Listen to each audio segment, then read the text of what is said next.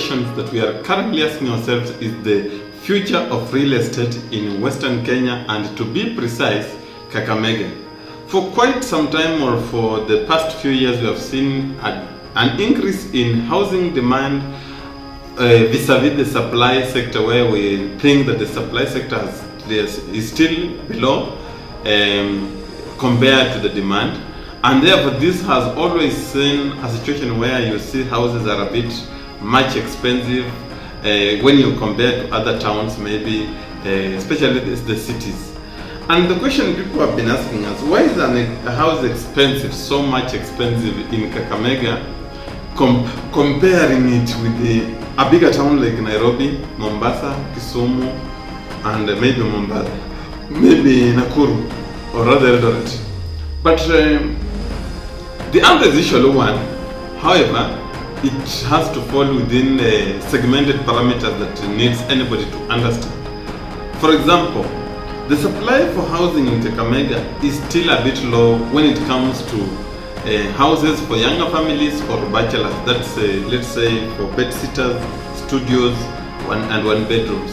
And initially we had actually touched on this topic, and what we were actually expressing is that most people in Kakamega tended to concentrate so much in family houses. Those are mainly 2 bedrooms, and a few people went into 3 bedrooms. And therefore, the demand for housing in Kakamega, while we can still say that it still is very high, the truth is that the demand is more higher on the bed-sitter and the 1-bedroom side. And then Kakamega, of course, has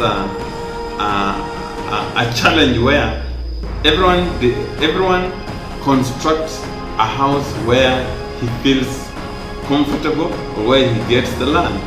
Unlike other towns where you will say Milimani is well demarcated for specific class of people. Eastlands, the Umoja, the Donong, the Buruburus are designated for specific class of people. In Kakamega, you will get a very serious estate in one area, another low class houses there, another high class ended apartment there. So it is scattered actually, and somehow it helps actually a town to grow in all sectors, so that we don't say that a specific area like Milimani is where all the infrastructure is concentrated because only the senators, only the politicians, only the administrators live there. That's why in Kakamega you will find that a place like Maraba has its own classy houses. The same Maraba has the lowest class of houses in that area. You go to the Milimani, you will get houses that fit students at only 3,000, and houses that fit serious administrative people, like especially the politicians, at a higher amount of up to 40,000, maybe for a 2-bedroom.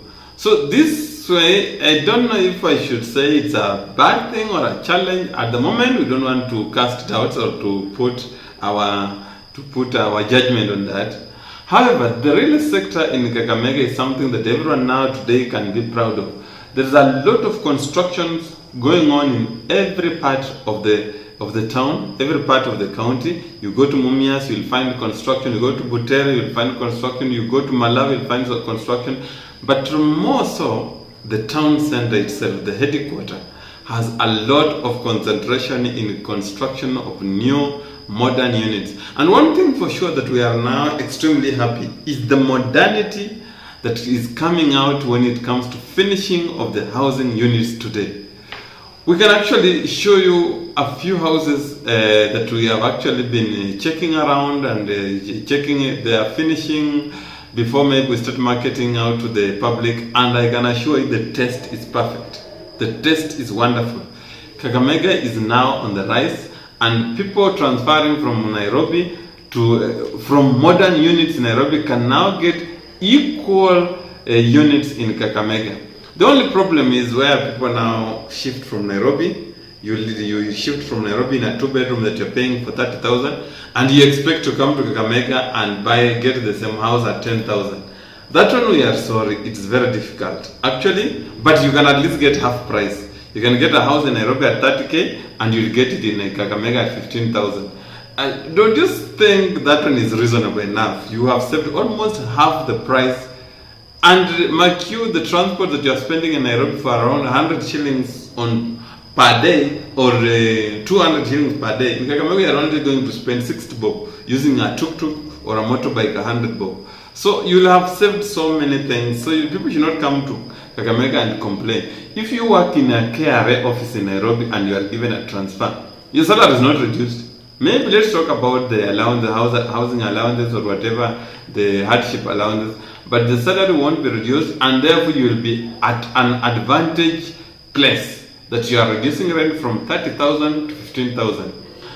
Definitely, we have also had a situation where we are trying so much to convince these investors who are so much concentrated in Nairobi to also now come back home and invest back home. So someone asks you, if I have a house in Donholm, Nairobi, a 1-bedroom in Donholm, Nairobi, and I charge for that house at 18,000 comfortably, how much do you think I will do a building in Kakamega with the same size and charge? So the client comes and sets up a very nice house. We give them a range between 10,000 to 15,000. The client settles at 13,000.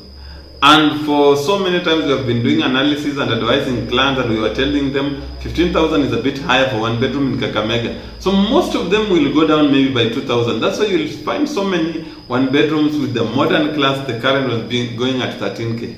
The standard price for Kakamega is actually maybe around, let's say 10,000, between 10 and 12. So you'll get most houses go at 12. But 10,000 was so common in the last 2 years. Currently, you will find most of those houses now have gone to 12,000, and at the higher side, maybe 13,000 for the 1-bedroom. If it's an ensuite, someone will go for up to 15,000, but 15 is on the higher side coming to Kakamega. However, you cannot discourage the client on charging when people can afford. We have so many apartments that are charging 13,000 for 1-bedroom, and they are full. So we cannot, there's a Swahili saying that says that kelele za chura hazizuii ng'ombe kunywa maji. So if a client, as an investor, has decided to invest and he tries his price with 13K and people take, there is no way you're going to tell that client, that investor, that you're too high, you should reduce your rent to 10,000. He will ask you, what about the 5 clients that are already here and are paying comfortably? So who is your target market? That's why we usually say that even whenever we market a house, if we market a house and it's going above your budget, it's not necessarily that you must be the highest complainer so that you are listened to. No, we have houses for all those sectors, all those budgets. If your budget is 8,000, we have a house that will fit you at 8,000.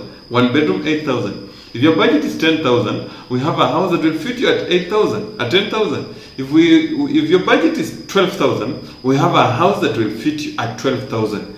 If your budget is 13,000, we also have a house that will fit you at 13,000. You don't start to complain that my budget is 8,000 and why are the houses being charged at 15,000? That's crazy. Even if you are in Nairobi, there is a house at 8,000 in Donholm, at 2-bedroom 8,000 Nairobi in Donholm, and there's a 2-bedroom at 45,000 in Milimani or Keleleshwa. So you don't go to start complaining that why are they charging this house in Keleleshwa 45,000 for 2-bedroom and I can get a house at 8,000 in Donholm. You don't complain, you simply go to Donholm, get the house at 8,000. That's what you can afford and that's what you are comfortable with. That's okay.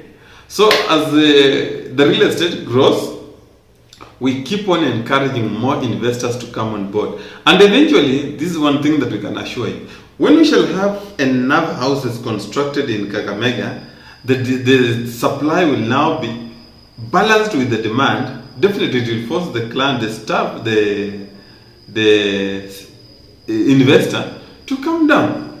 Because we shall be having enough houses with the same finishes, with the same space, with the same amenities. This one is running at 10,000. You are the only one who at 13,000. Eventually, for you to have tenants, for you to have clients, you'll have to come down to 10,000. Otherwise, your neighbor will be enjoying a full packed apartment while you are suffering from in and out, vacations in, vacation out. with the clients. So definitely, it is the situation that will force the prices down. And this situation is only supply. As long as demand is still higher than supply, you cannot expect the prices to go down. Of course, there are other issues which are major issues, but I do not want to venture so much on them, where we can talk about the material supply, material prices. A good example that we always talk about is the price of cement and the price of building stones, the machine cut. You are building a house in Nairobi and you're buying a stone at 25 bob. You are building almost the same size of a house in Kakamega and you are buying a stone at 75 bob. Give it a ratio actually, the comparisons. You buy one person is buying a stone at 25 bob, another is buying at 75 bob. One person investor is buying cement at 400 shillings per bag in Nairobi, because it's just closer to the Portland cement or whatever, or Simba cement factory or Bambore. Another is buying the same bag of cement in Kakamega at 800. Now, if these people are constructing at the same time, they are constructing this unit at the same time, at the end, when these units are full, one person in Nairobi will be renting his unit at 18,000 one bedroom. Let's say, for example, in South B, Nairobi South B, a two bedroom will be renting at 18,000. This one in Nairobi, in Kakamega, will be fumbling to get a client for 18,000. So he'll be forced to reduce the house to 15,000. Now these people have used maybe the same architect, they have used the same quantity of materials, they have used the same labor. But now, one person, if they were paying a loan, if they had taken this loan in a bank, and the bank tells you that you will both pay 200,000 per month, this 18,000 client in Nairobi is comfortably collecting 250,000, paying the loan at 200,000 and remaining some 50,000 for his personal uses or issues. This person in Nairobi, in Kakamega, is collecting rent at 180,000 instead of 280 compared to the Nairobi client, and is expected to pay 200,000 by the bank. So he is paying 180,000 that he collects here. Again, he has to look for an extra 20,000 from somewhere else to add on the loan. So he's remaining zero. Now these are the parameters you can look at before you also talk about how the rents come about. Definitely we don't set the rent for us. Our work is to advise the client. If his rent is too low, we tell him, we shall give them actual options, up to 3 options. We tell you, this rent, the lowest should be, the standard rent is 12,000. However, the lowest you can go is 10,000, maybe more than an offer, or if you want to have a full capacity all the time, 10,000.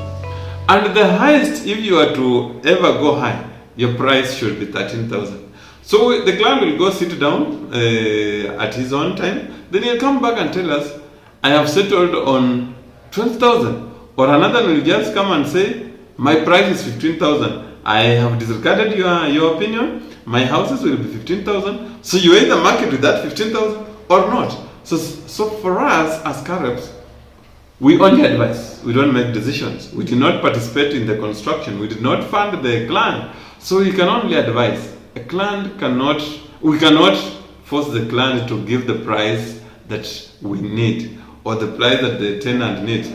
Now, there's one thing in the market. It's good to listen to the market. Sometimes we should take those views, take the average price that the clients are talking about. Then we advise. So we shall tell the client that most clients in the market can comfortably afford 12,000. The reason why we shall not ask you to go so low, like to 8,000 or 12,000, is because now you are also trying to target working class affordability vis-a-vis the professionals. You don't want to just bring everyone on board in the house. You want to have a specific target market. That's why you will set a specific type of price. Now, you will not go by the highest lamentations maybe on the platforms or from the feedback that your houses should be low. There is no guarantee that if the house is 15K and the units are full, are vacant, If you reduce it to 8,000, the units will now be full. They might be full, but you will not be achieving your target. There are targets, and targets start by how much you spend and how much you want to use to recover. So those are the parameters. Only that you should also not, as an investor, be too high, too overambitious. You need to just have the average price rents so that people can afford comfortably.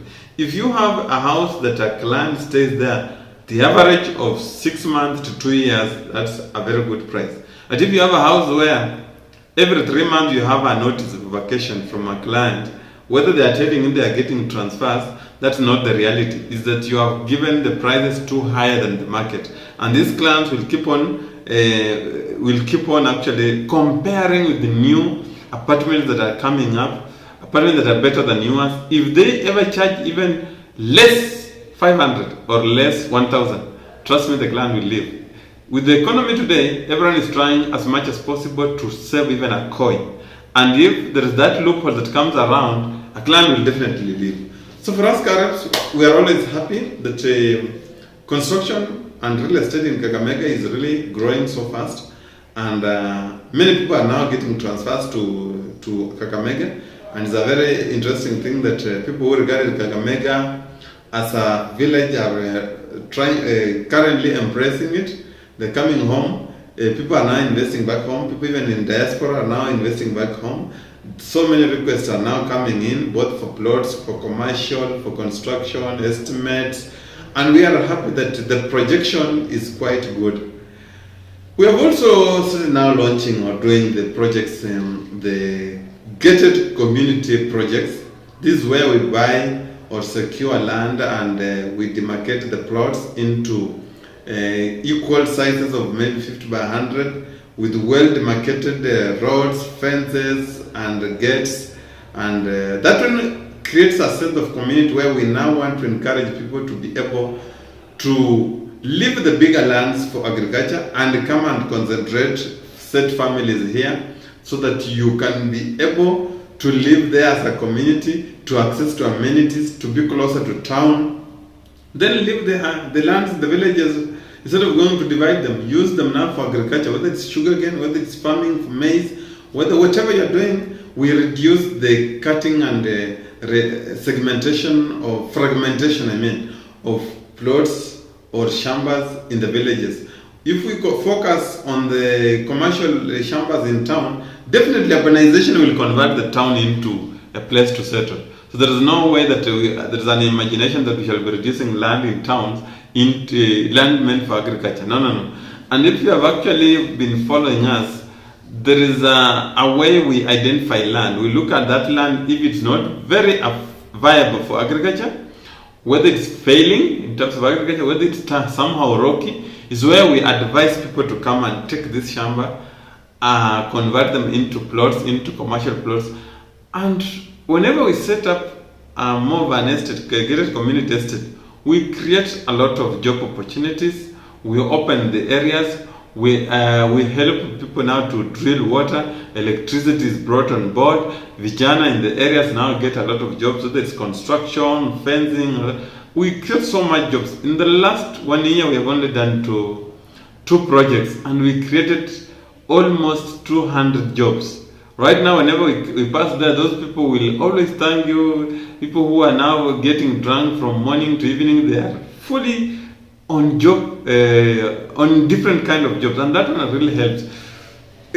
Last year we did 2 projects, the Elwesera one, which was very successful, and we sold all the plots, and then we also did the Malava project, which was also very successful, and we are ongoing to input a few amenities here and there to produce the titles. People are already getting the titles, and we are now launching this year 2 projects already, and one is actually on the pipeline. One is here at Tevamba, the closest in town, just 6 kilometers from town.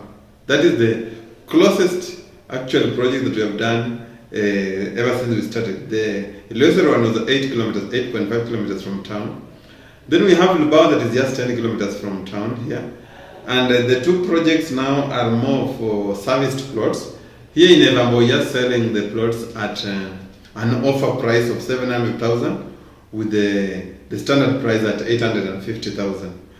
The Lubao plots are going at 875 per plot, with the standard price going at 900,000 per plot. And these are serviced plots. We have drilled water on the premise. We shall be doing the piping to each plot. We have electricity already. So for people who might be doing earlier construction, we might help them to get the electricity. But the electricity was already there. So we are not assuring the guarantee of about electricity, but it's already an ongoing project. So we encourage people to come, buy these plots, set up bombers, so that you visit the village once in a while when you are going to check your crops, so that we also increase the food basket in the country, rather than fragmenting the little shambas that we are remaining with every day. When you retire, you are now free to go back to the village and set up your home in that 1 acre that was there. Give this house in the town center to either your kid, or you can even sell and convert it into money in future. It's part of your pension actually. But if you will consider to stay there forever, you have your title, so that's your land. So there's no problem. So we call upon you that you work with us through these projects. As Kareps, we are always happy to serve you. We are always happy how you trust us. And we also encourage the constructive criticism whenever we receive any. They help us to adjust, to learn, to refocus, and to actually tailor-make the services that we offer to our clients. Thank you very much. It's always a pleasure to work with you. It's always a pleasure to serve you. You can always talk to us through our office lines, that is 07 59 43 29 00 or 07 15 25 78 29 or 07 16 61 80 32. You can also check our Facebook page, which is the most active social media handle in all our social media platforms. That is Facebook. The name is Kareps Property Marketing. Then we have Kareps all over and all other platforms. Instagram Kareps, Twitter Kareps, LinkedIn Kareps Limited, and then we have TikTok Kareps 2024, and so many. You can also walk onto our website and find all the services that we offer. Everything that we do communication, you can get it on our website at www.kareps.co.ke. Thank you. I am Victor.